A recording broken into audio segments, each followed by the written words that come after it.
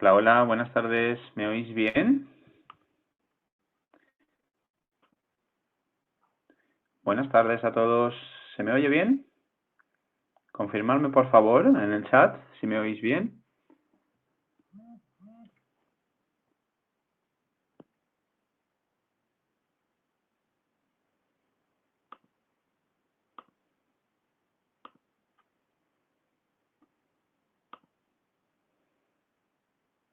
¿Se oye bien? Perfecto. Buenas tardes a todos. ¿Qué tal? Genial. Muy bien. Vamos a dejar unos minutitos, que parece ser que ha habido gente con problemas para acceder. Dejamos unos minutillos y empezamos enseguida. ¿Qué tal estáis todos? Espero que genial.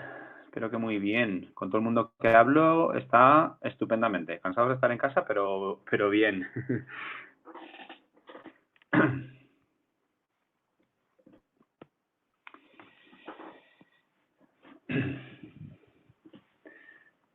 Bien, mientras va entrando todo el mundo, que ya hay 32 personas, perfecto. Recordaros que en el canal de Telegram pusimos una encuesta para que nos dijerais qué temas son los que más os interesan y hemos ido haciendo las charlas por orden de más votados, pero podéis seguir votando, ¿vale? Para posteriores semanas, ¿sí? Mientras esto dure, todas las semanas haremos nuestra correspondiente charla los martes, ¿vale? Bien, 35, genial. Bueno, pues vamos a empezar, vamos a ir introduciendo. En primer lugar, deciros que me apetece mucho este seminario, me apetece mucho hablar de la magia de los ejercicios isométricos leves, pero a su vez es un reto porque es una temática bastante compleja que voy a intentar explicar de la forma más fácil posible, ¿ok? Bien, veo a Eva, hoy sí que ha podido entrar. A ver si nadie se queda hoy sin poder acceder. Y si no pasa nada, se está grabando y luego se puede ver en diferido, ¿vale? Bien, pues vamos adelante. Vamos adelante. Para hablar de todo esto, primero tenemos que centrarnos en quién es el que gobierna nuestro sistema musculoesquelético, ¿sí? Por eso aquí os presento al sistema nervioso, que es quien decide cuándo un músculo genera tensión, cuánta tensión, a qué velocidad lo hace, cómo se coordinan los diferentes músculos, tanto los agonistas como los antagonistas, etcétera, etcétera. ¿Ok? Presentando así muy por encima el sistema nervioso, tenemos que decir que hay como una parte del sistema nervioso que es voluntario, ¿sí? Obedece a nuestras órdenes voluntarias y conscientes, y otra parte del sistema nervioso que es refleja, ¿sí? ¿Qué significa refleja? Significa que nosotros emitimos una orden, una respuesta motriz, pero no somos conscientes de ello ni siquiera pensamos en ello. Es una orden que sucede de forma automatizada, ¿ok? Por tanto, nos quedamos con esa idea de que existe una parte voluntaria y una parte refleja, ¿ok? Y para facilitar el entendimiento de lo que vamos a hablar hoy, tenemos que hablar de dos circuitos, bueno, mejor dicho, de un circuito que tiene como dos partes funcionales. Una vía aferente significa que lleva información de diferentes partes del cuerpo, de las articulaciones, de los músculos, de los tendones, de la piel, de las vísceras, ¿sí? De los diferentes órganos, llevan información del cuerpo hacia el sistema nervioso. Y hay otra parte eferente que hace el camino contrario. Del sistema nervioso viaja hacia las diferentes partes del cuerpo, ¿ok? Por tanto, quedándonos un poco con esa idea, pensar que va a haber un circuito que nos envía información de diferentes partes del cuerpo hacia el sistema nervioso y desde el sistema nervioso viaja información hacia diferentes partes del cuerpo, ¿ok? Así, el funcionamiento, digamos, del sistema locomotor empezaría de la siguiente forma. tenemos una entrada sensorial, una entrada de información por esas vías aferentes que estábamos describiendo, que llega esta información a nuestro sistema nervioso, ¿sí? A nuestros centros superiores. En ese sistema nervioso se integra toda esa información que nos ha llegado de todas las partes del cuerpo y con esa información se emite una respuesta motriz, ¿ok? Si esa respuesta motriz es buena, es óptima, vamos a conseguir ser eficientes a nivel de nuestras y por eso la última parte que veis aquí, el último cuadrado que veis a la derecha, habla de estabilidad articular, entendiendo que ha sido eficiente esta motriz a la hora de controlar nuestras articulaciones. Y con ello, evidentemente, nuestros gestos, la postura, etcétera, etcétera. Bien. Aquí tenéis una imagen donde, de una forma muy simplificada, se explica este circuito que os acabo de explicar, ¿sí? Si miráis, tenemos como dos imágenes. En el lado izquierdo tenemos una rodilla vista lateralmente, donde vemos en la cara anterior los músculos del cuádriceps y en la cara posterior de la rodilla los músculos, pues en este caso es el bíceps, ¿sí? Los músculos que flexionan la rodilla, por decirlo de alguna forma, ¿ok? Y en la figura de la derecha tenemos es una imagen que representa la médula, ¿sí? Sería el sistema nervioso. Entonces, si os fijáis, tenemos una señal que viaja desde nuestro cuádriceps, veis de color azul, viaja de nuestro cuádriceps hacia el sistema nervioso. Y en el sistema nervioso se divide en dos y devuelve una señal, en este caso, hacia el cuádriceps y, si os fijáis, en color verde, hacia el músculo que hace la acción contraria al cuádriceps, ¿sí? Asemejando esto a la diapositiva anterior, la primera información que viaja desde el cuádriceps hacia el sistema nervioso sería esa entrada sensorial que tenemos aquí en primer lugar en el lado izquierdo. Una vez, perdón, una vez en el sistema nervioso integramos toda esa información y se decide la respuesta motriz que nos tiene que servir para controlar nuestras articulaciones, nuestros movimientos y nuestra postura, ¿vale? Que serían lo que vemos aquí en color como rosado y verde. ¿Okay?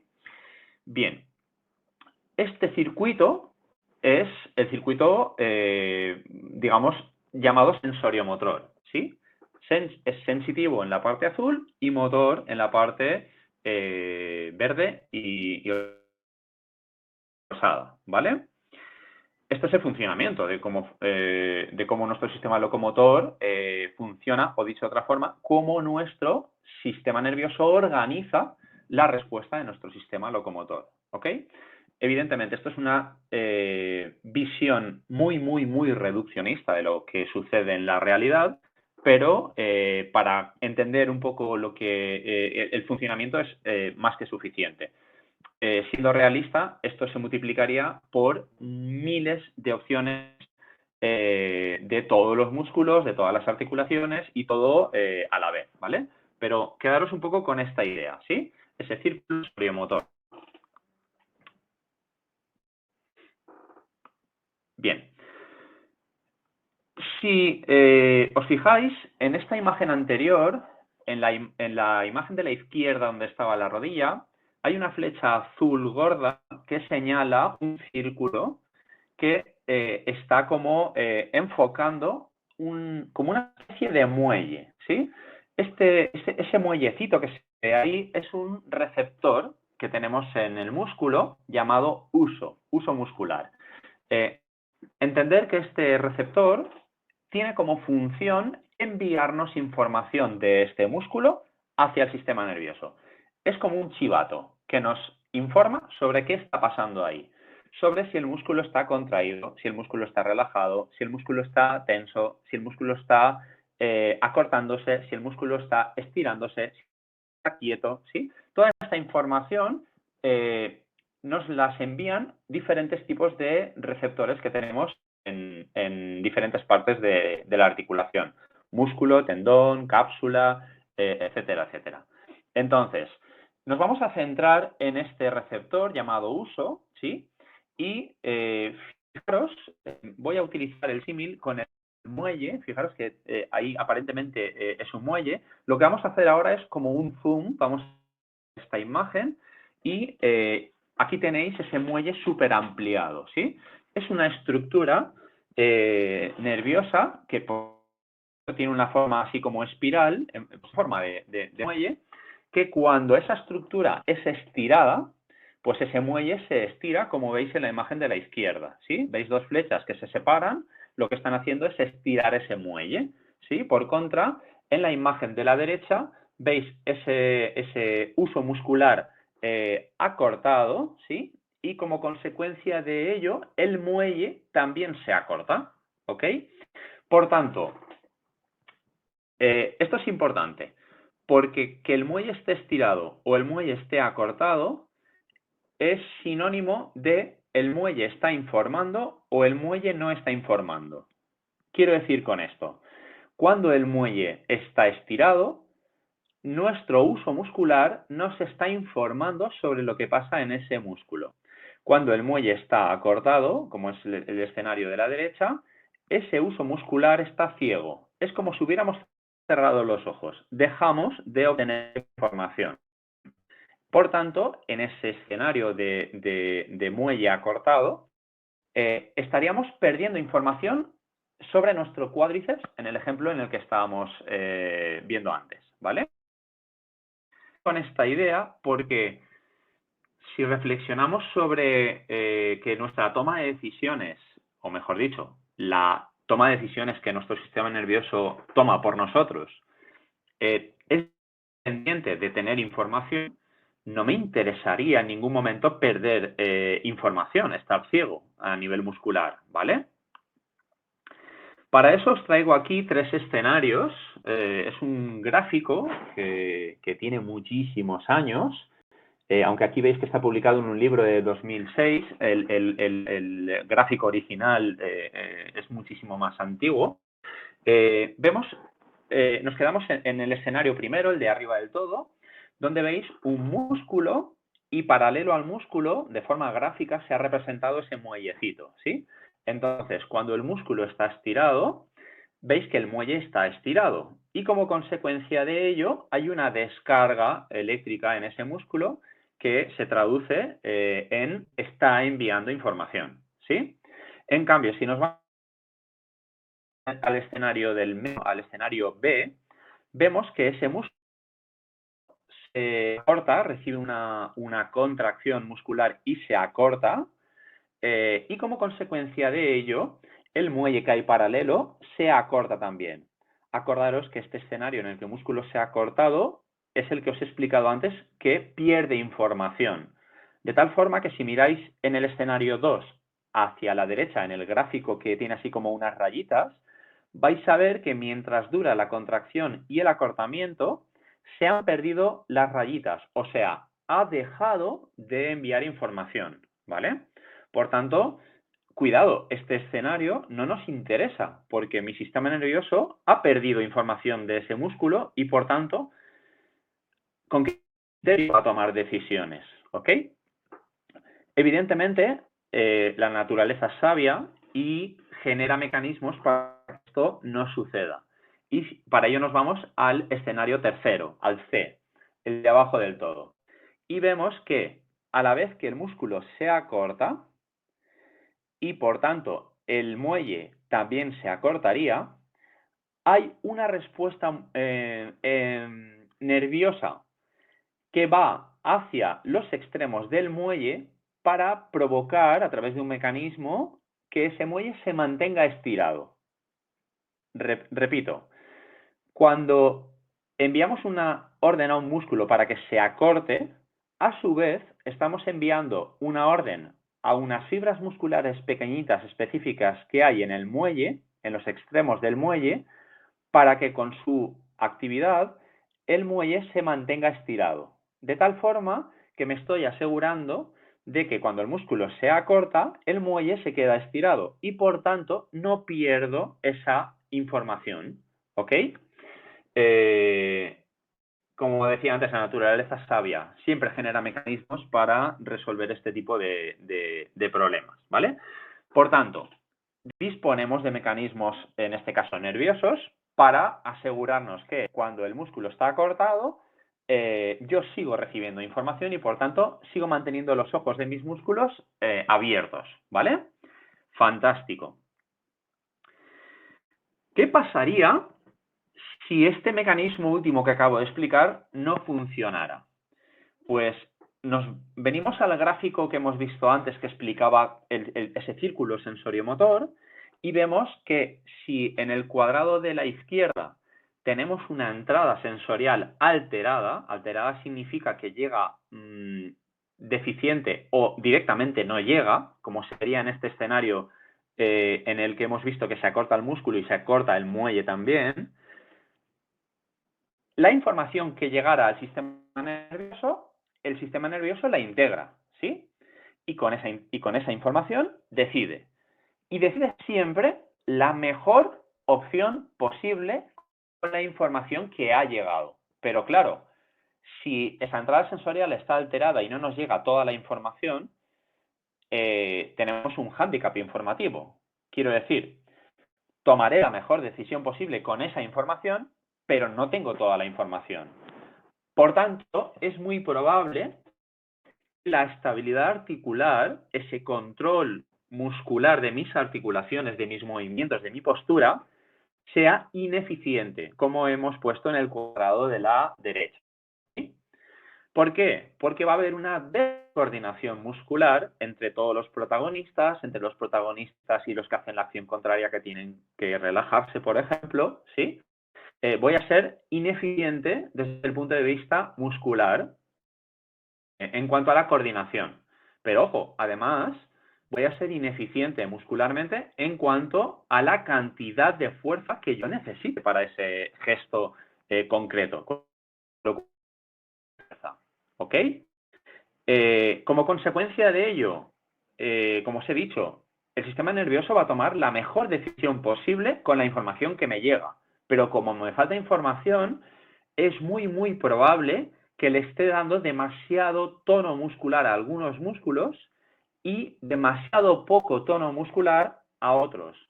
En lugar de tener una coordinación óptima y darle el tono muscular óptimo a cada músculo, voy a estar generando un escenario, vamos a decir, ventajoso, ¿sí? Como ineficiente. Y, como os decía, seguramente voy a estar dándole demasiado tono a algunos músculos y demasiado poco tono a otros, ¿sí?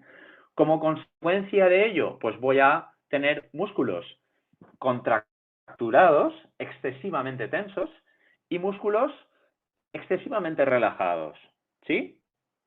Ya sabéis que ese exceso de tensión joroba, ¿sí? Es la típica tensión muscular contractada crónica, ¿sí? ¿Os suena? Que siempre lo achacamos a una mala postura, siempre lo achacamos a algún esfuerzo, pero fijaros que en la explicación que acabamos de hacer podría ser una mala decisión del sistema nervioso, ¿ok? Evidentemente, como consecuencia de ello, también tengo una falta de control de mis articulaciones, con todo lo que ello puede conllevar a nivel de inflamación, a nivel de desgaste, a nivel de dolor, ¿por qué no? ¿Ok? Por tanto, fijaros qué consecuencias puede tener el no tener una buena entrada sensorial, el no tener información de qué está pasando en mi cuerpo, en mis articulaciones. ¿Ok? Aquí os traigo algunos datos que corroboran esto que os acabo de explicar, ¿vale? Estos son estudios científicos que a lo largo de los años han ido dando luz sobre el asunto. En primer lugar, habla de un estudio que se hizo con ratas donde a través de unos bioquímicos se eliminaron las señales proprioceptivas y como consecuencia de ello se alteró la coordinación para moverse, ¿sí? Es como que inhibiendo la señal informativa de estas ratas, consiguieron ratas descoordinadas moviéndose, ¿ok? Esto en seres humanos lo podemos ver en personas con patologías, con enfermedades que afectan a las aferencias sensitivas, ¿sí? a esa propiocepción. Lo que observamos nosotros en esa gente es que tienen graves problemas para moverse, ¿sí? Me remito, por ejemplo, a personas con esclerosis múltiple, a personas con ELA, ¿sí? Si conocéis algún caso de estos, sabéis que es gente o que tiene muchas parestesias, tiene como tembleques o que son muy descoordinados a la hora de andar, a la hora de moverse, a la hora de mantener su postura, ¿ok? Y no es por un problema motriz, no es por una enfermedad motriz, sino más bien por una enfermedad que ha afectado a la parte sensitiva del sistema nervioso, a esa parte informativa que os explicaba antes, ¿ok? Pero ojo, fijaros que también hay estudios que nos relacionan problemas musculares y dolor explicados por problemas informativos, por problemas propioceptivos, ¿sí? Concretamente, Hodges y Van Dien nos hablan hace unos 7 años de dolor en los erectores espinales, en los músculos que nos mantienen rectos en la columna, ¿sí? Vinculado a esa falta de información de esos músculos precisamente. Y con ello observaban que se aumentaba el dolor lumbar y la fatiga de la musculatura lumbar, ¿sí? Seguro que a muchos esto os suena.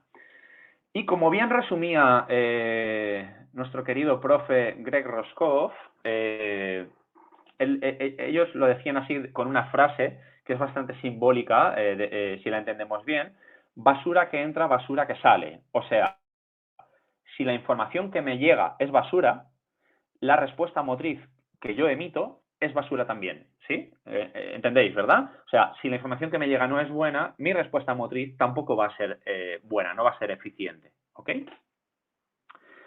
Perfecto. Y esto puede ser una explicación de la tensión muscular, ¿sí? Fijaros que Paul Hodges en 2013 nos decía que la actividad muscular se puede ver incrementada como una estrategia de protección.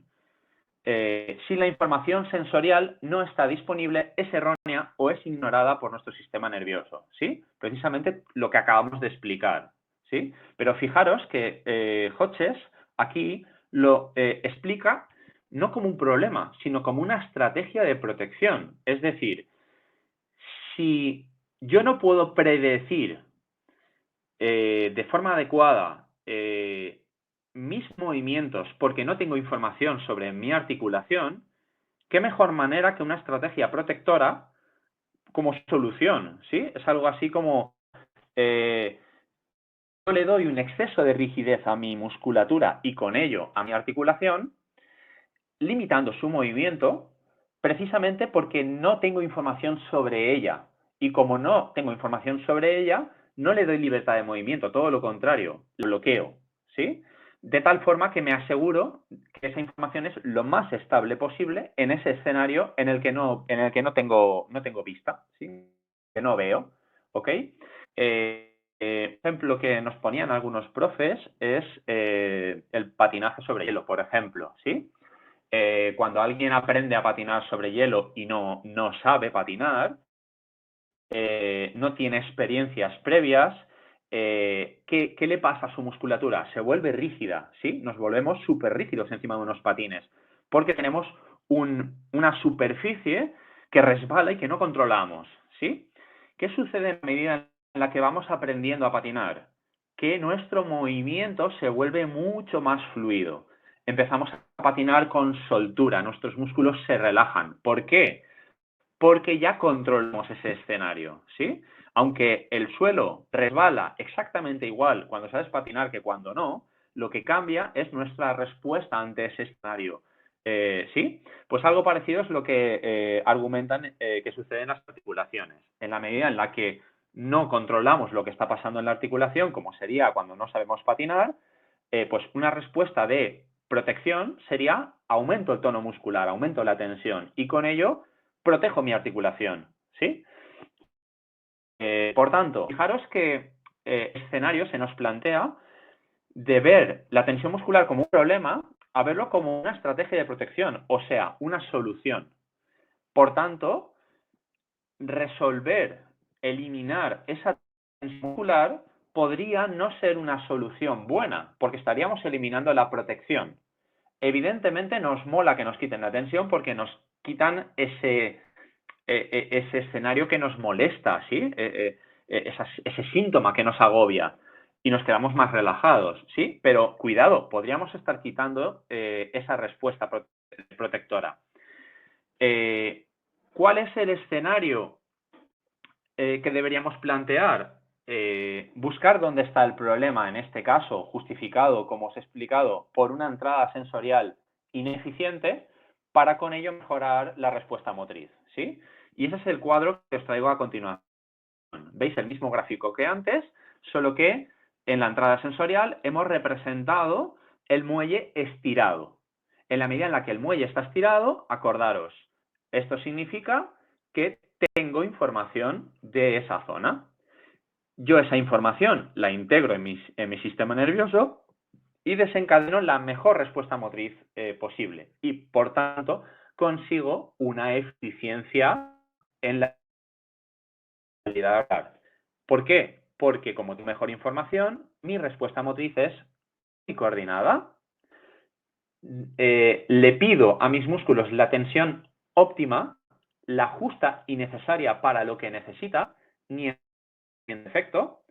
Por eso yo tengo total control sobre mis articulaciones y por ello, como las estructuras, los tejidos no se estresan porque están funcionando de forma óptima, no hay dolor. Incluso desaparece el dolor que tenía. ¿Ok? Fijaros que no hemos tratado el síntoma, no hemos tratado la tensión, no hemos tratado el dolor.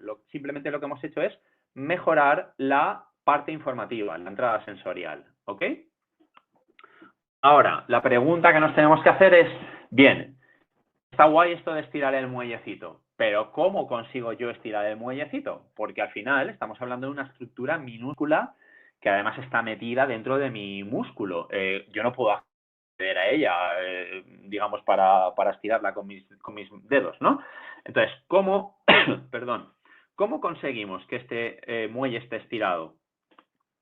Que sería el tercer escenario del gráfico que habíamos planteado antes, ¿sí? Bien, si os fijáis en esta imagen, veis que en la imagen donde se ve el gráfico representado por el músculo y el muellecito, veis que se ve el músculo y paralelo se ve el muellecito, ¿sí? En el lado derecho. Ese muellecito, por arriba y por debajo, o sea, en sus extremos, veis como una especie de estructura blanca, ¿sí? Como una esfera blanca, que representa unas fibras musculares cuya función no es generar tensión en el músculo, como la fibra muscular que todos tenemos en casa, sino que la función de estas fibras es que si se contraen en los extremos, en su contracción van a mantener estirado el muellecito, ¿sí? Por tanto, coordinar la neurona que llega al músculo para decirle contrae con la neurona que llega a las fibras de los músculos, si esa orden llega coordinada por parte de las dos motoneuronas, vamos a conseguir que cuando el músculo se acorte, pero el muelle se mantenga estirado, por tanto, se mantenga informativo, ¿sí? Se mantenga informando, ¿vale? Entonces, ¿qué escenarios plantean que podríamos estar incurriendo en que cuando el músculo se acorta, ese muelle se quede acortado?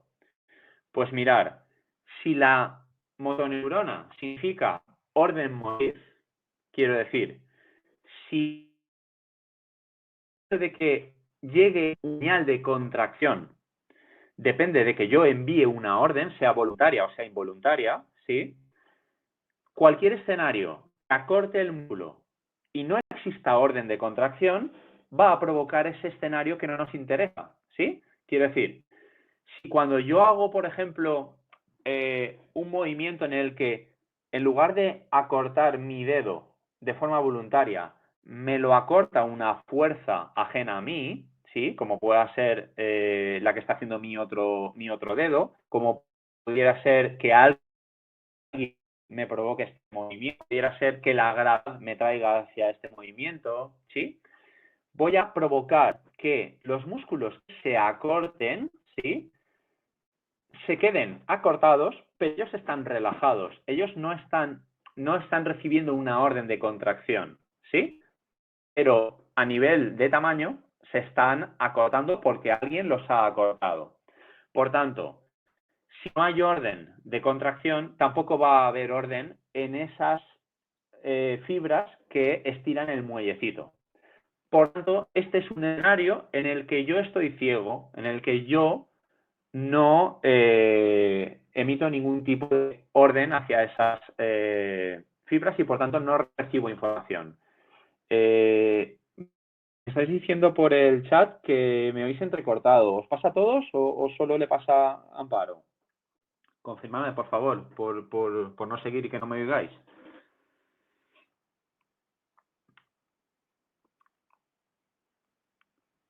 ¿Me oís todos bien?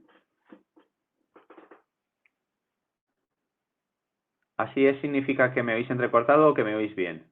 Ah, a todos me oís entrecortado.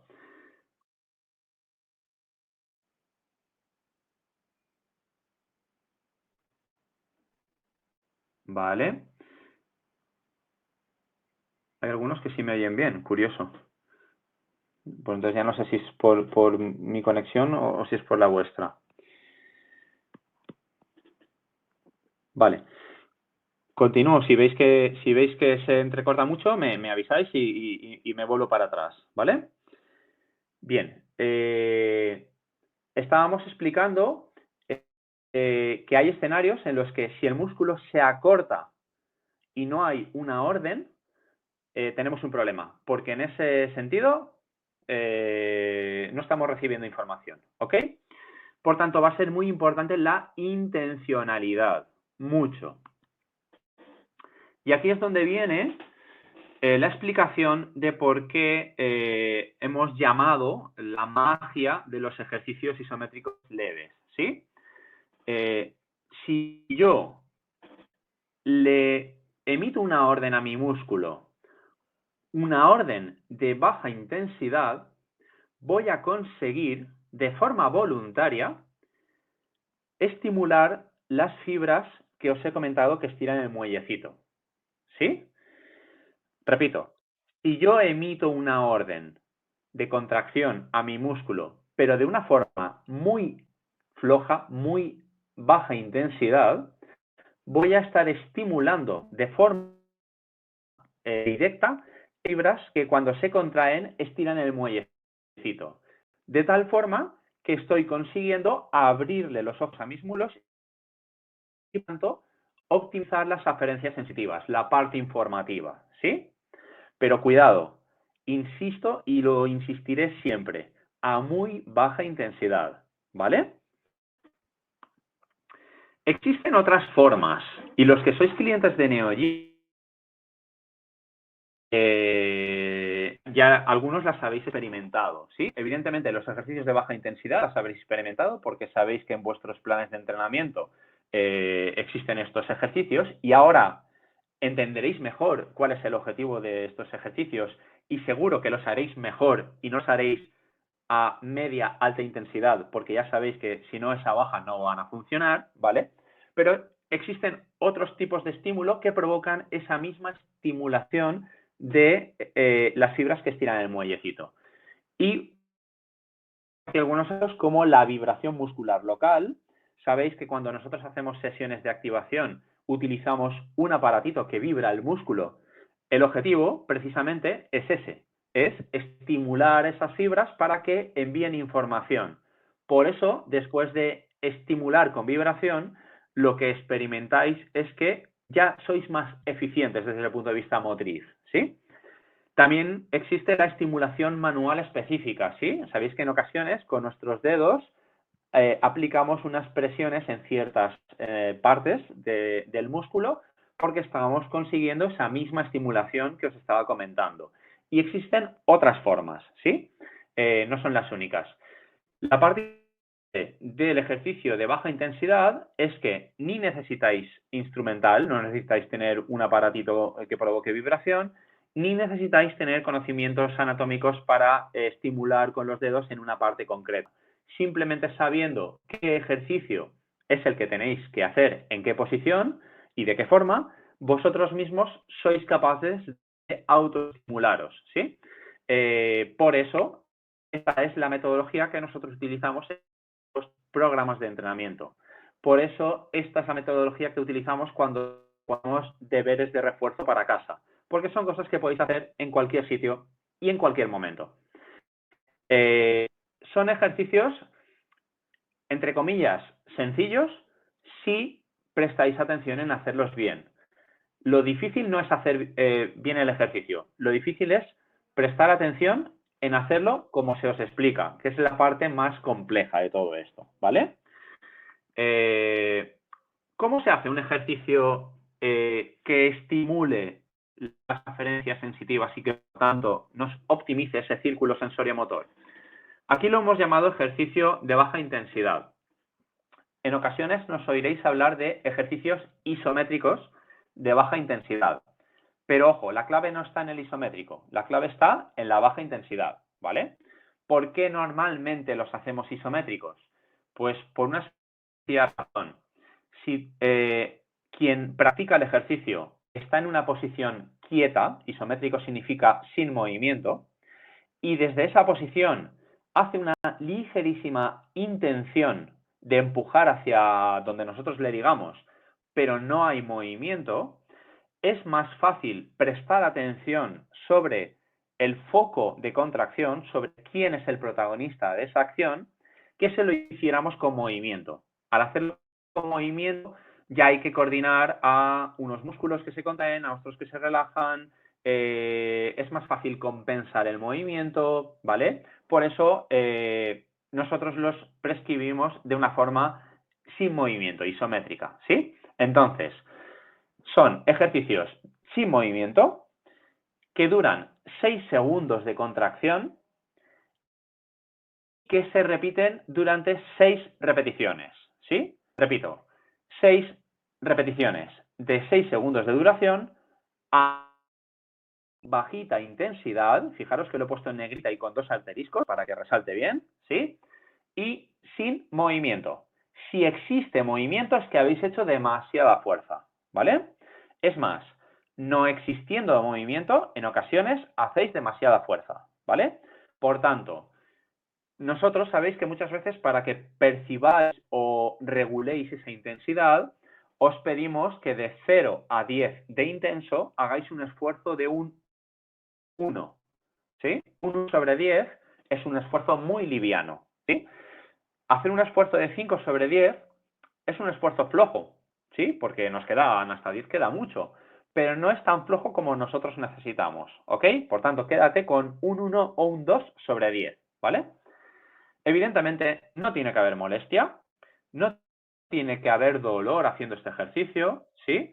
Si hay dolor o hay molestia, punto 1, o estás haciendo demasiada fuerza, o punto 2, estás en una posición en la que hay que salir un poquito de la posición de acortamiento que ahora os explico. Muy importante, poner foco en la zona objetivo, quiero decir, si yo hago una contracción con un músculo o unos determinados músculos de una zona, tengo que estar muy enfocado, muy consciente de que son esos músculos los que están haciendo el ejercicio y no otros, ¿ok? Y la posición en la que se suelen hacer estos ejercicios es una posición en la que buscamos que exista un acortamiento del músculo, pero no máxima, porque acordaros que en el acortamiento máximo no comunicábamos, no había información. Entonces, por hacer un ejemplo cuantitativo, si hoy soy capaz de doblar 5, voy a hacer el ejercicio doblando 4, ¿sí? Es como que me quito un poquito de esa posición de máximo acortamiento, pues como para facilitar que ahí comunique un poquito mejor, y desde esta posición voy a hacer el ejercicio de 6 segundos, 6 repeticiones, muy flojito, un 1 sobre 10, sin movimiento, ni dolor, ni molestia alguna, y muy enfocado en es el protagonista que empuja, ¿vale? Por poneros un ejemplo, aquí os he traído un ejercicio que sabéis que muchos lo habéis experimentado seguro. Es un ejercicio en el que estáis tumbados boca abajo, en el que tenéis una rodilla flexionada aproximadamente unos 90 grados y donde el ejercicio va a consistir en empujar el muslo hacia despegar de la camilla, de la colchoneta, perdón. ¿Sí? La señal que nosotros, la orden que nosotros emitimos hacia nuestra musculatura es: quiero despegar el muslo del suelo. Pero, como lo voy a hacer tan flojito, voy a contraer los músculos, concretamente donde veis la estrella, concretamente nos enfocamos en el glúteo, ¿sí? Que es uno de los principales protagonistas en esta acción. Voy a concentrarme en mi glúteo para que haga una pequeñísima fuerza buscando despegar el muslo del suelo sin despegarlo, ¿sí? Voy a percibir cómo se contrae el músculo, cómo se tensa muy ligeramente, pero si consigo despegar todo el peso de mi pierna del suelo, no he hecho un 1/10, he hecho un 4 o un 5/10 como mínimo, ¿vale? Y mantengo esa contracción durante segundos y 6 repeticiones, como hemos explicado antes, ¿ok? Para los que no habéis probado nunca un ejercicio de este estilo, os aconsejo que hagáis este ejercicio. Os tumbáis boca abajo en esta posición, le dais una orden de contracción muy liviana, 6 segundos, y lo repetís 6 veces. Sería interesante que antes de hacer el ejercicio experimentarais elevar al máximo esa pierna, a ver cuánto esfuerzo os cuesta y cuánta cantidad despegáis. Y cuando terminéis el ejercicio de 6 repeticiones de 6 segundos a baja intensidad, repetís ese ejercicio para compararlo con el primero que hayáis hecho. Muy cuesta de esfuerzo y que subís mucho más. ¿Qué significaría esto? Significaría que la primera vez que lo habéis hecho no comunicabais bien con vuestro músculo, vuestro glúteo, con vuestro sistema nervioso, y por tanto la respuesta motriz no era eficiente y por tanto teníais más tensión en el músculo que se tiene que relajar y teníais menos eficiencia en el músculo que se tiene que contraer, ¿sí? Por tanto, un escenario desventajoso, ¿sí? Cuando optimicéis esa parte informativa, lo que vais a conseguir es que ganéis eficiencia tanto en la musculatura que se contraerá para ejecutar la elevación del músculo como en la que se tiene que relajar para después, ¿sí? Por eso la sensación que tenemos a continuación es: wow, me cuesta mucho menos subir y subo mucho más que antes, ¿ok? De ahí un poco el título de esta charla, de la magia de los ejercicios isométricos leves, ¿sí? Porque muchas veces la sensación de ganar es mágica. Es como, fíjate, con un ejercicio tan flojito he conseguido ser más eficiente, ¿sí? Realmente mucha gente percibe una ganancia de fuerza y existe esa ganancia de fuerza, pero no significa que eres más fuerte que antes, significa que antes tenías menos eficiencia respecto a tu máxima capacidad y con este ejercicio lo que has hecho es recuperar esa capacidad máxima, ¿sí? Es como que tú tienes una fuerza posible de 50 y por culpa de esa mala parte informativa estabas utilizando solo 30 de 50 posibles. Cuando haces este ejercicio y recuperas la parte informativa, eres capaz de utilizar esos 50 que tienes de fuerza, ¿sí? En definitiva, lo que buscamos con todo ello es optimizar nuestro sistema neuromuscular, optimizar la capacidad que ya tenemos, ¿ok? Espero que os haya quedado claro. Ya os he anticipado al inicio del seminario, de la charla, que es un tema complejo que iba a intentar explicar de la forma más fácil que se me ha ocurrido, ¿vale? Si queréis, ahora me preguntáis cosas o dudas que os hayan quedado, ¿vale? Y yo intentaré responderlas. Mientras vais preguntando, os presento la charla siguiente, la que vamos a tener el martes de la semana que viene, el día 5, a la misma hora, a las 6 de la tarde, que es la tercera opción que habéis votado. En este caso es entrenamiento de flexibilidad, estiramientos sí o estiramientos no. ¿Debemos estirar o no debemos estirar? ¿Sí?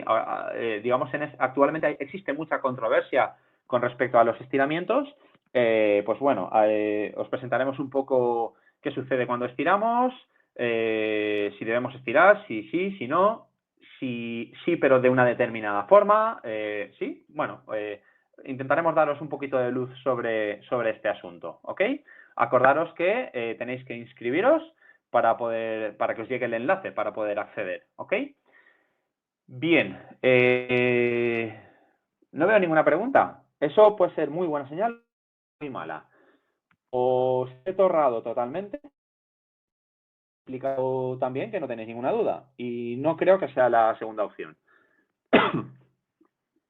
Venga, ¿alguna duda? ¿Quién se anima?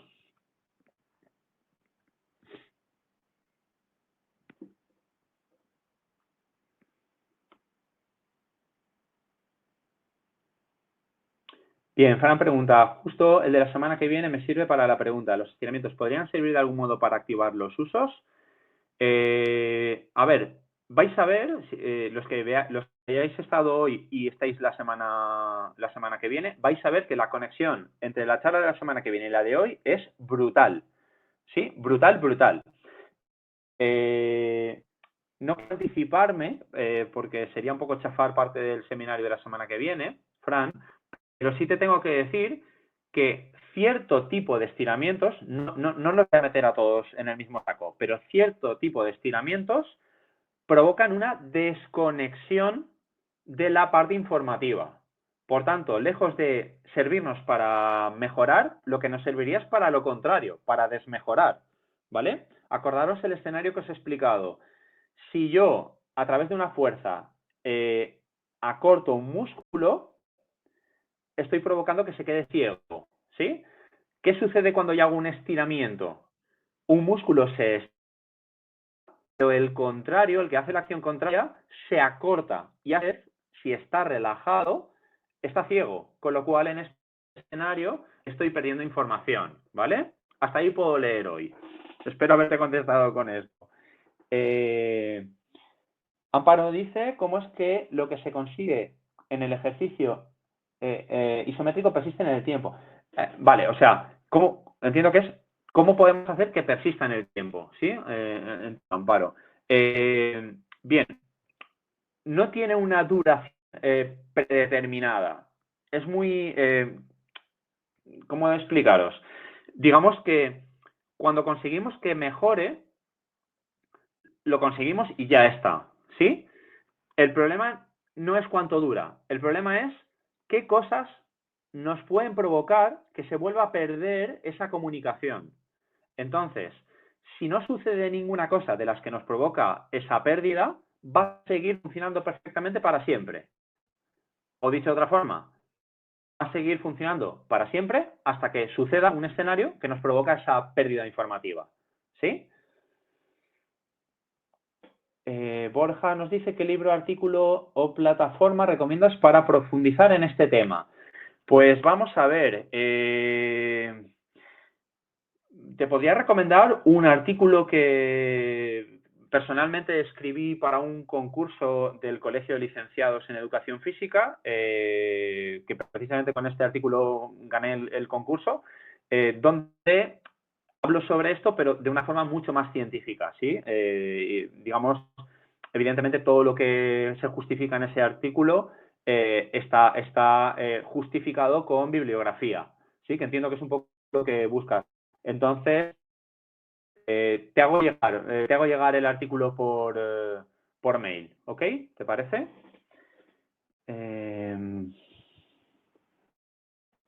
Majo dice que nos da las gracias por poner en marcha sus motoneuronas. Majo, me sirve muy estas gracias que nos das para hacer una aclaración.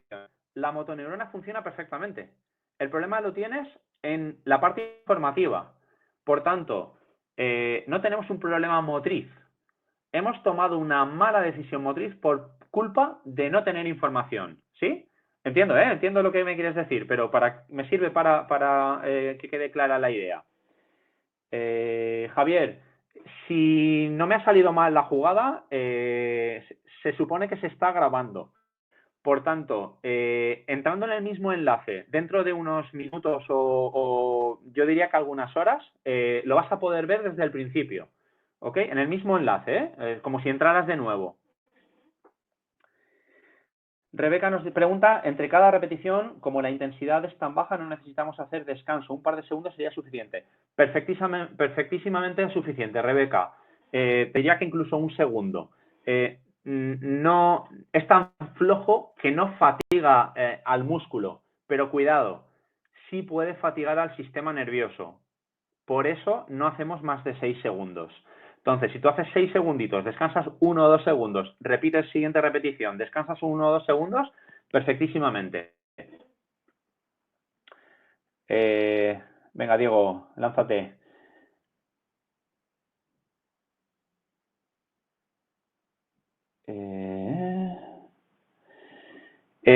Por aquí nos preguntan, no sé el nombre porque es el mail, ¿son isométricos las planchas? Sí, una plancha es isométrica, pero entiéndeme, no es baja intensidad. Una plancha, sí, una plancha frontal para trabajo abdominal, sí. Estamos hablando de un esfuerzo muy lejos de un 1/10. Por tanto, sí es un isométrico porque hay una contracción y no hay movimiento, pero no es la baja intensidad que nosotros necesitamos, ¿ok?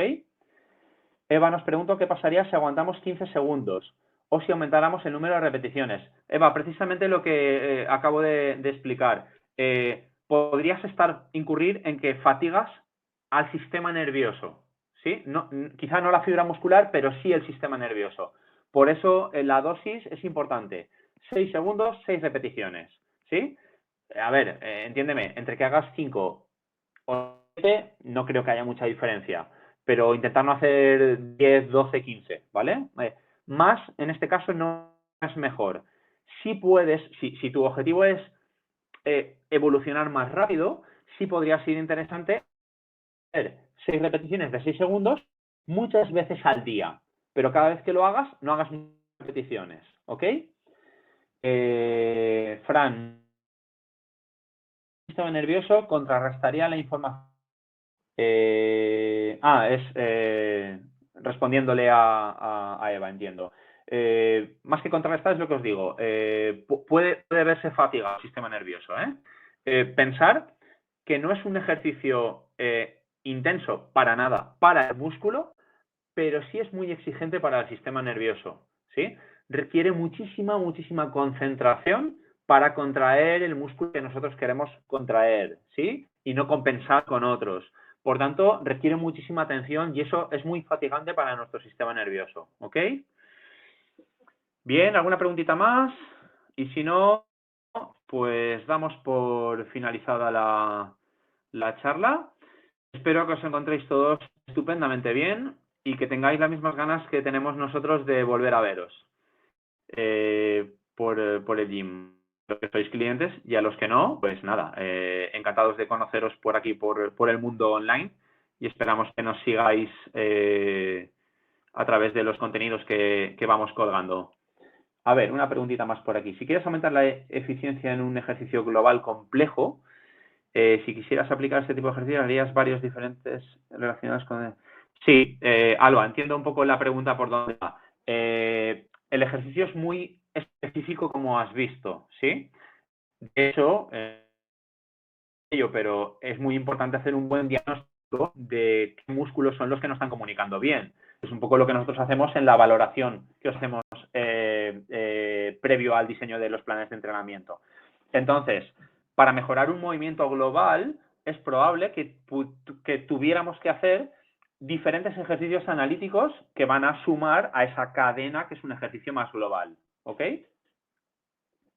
Espero haberme explicado. Alba.